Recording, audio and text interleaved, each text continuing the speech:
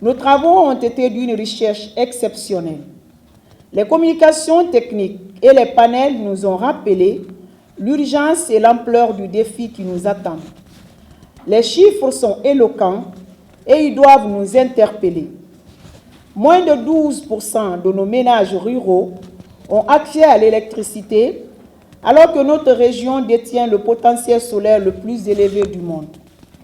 Le paradoxe est donc cruel, mais il n'est pas une fatalité.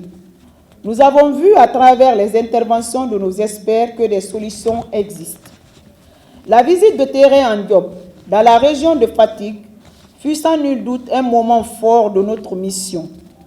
Nous n'avons pas seulement vu des communautés transformées, nous avons vu des enfants qui étudieront sous la lumière, des femmes qui développeront des activités génératrices de revenus. Nous avons aussi vu la preuve tangible que l'énergie propre est un catalyseur de paix sociale et de développement durable. Ce terrain nous a également rappelé les obstacles persistants, à savoir le coût de l'énergie, les difficultés de maintenance, l'impératif d'une formation technique locale et la nécessité de mécanismes de financement adaptés. Nos débats et les conclusions de nos tables rondes ont permis de dégager un consensus clair sur la voie que nous devons suivre.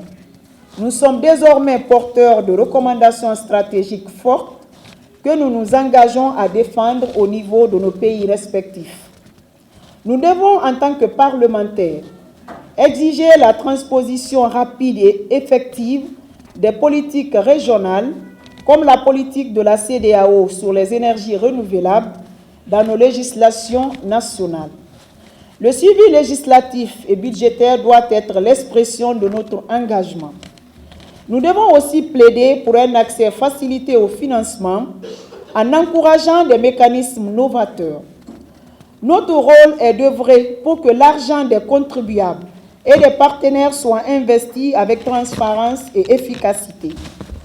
Nous devons également promouvoir une transition énergétique juste et inclusive en plaçant les femmes, les jeunes et les agriculteurs au cœur de nos stratégies de développement.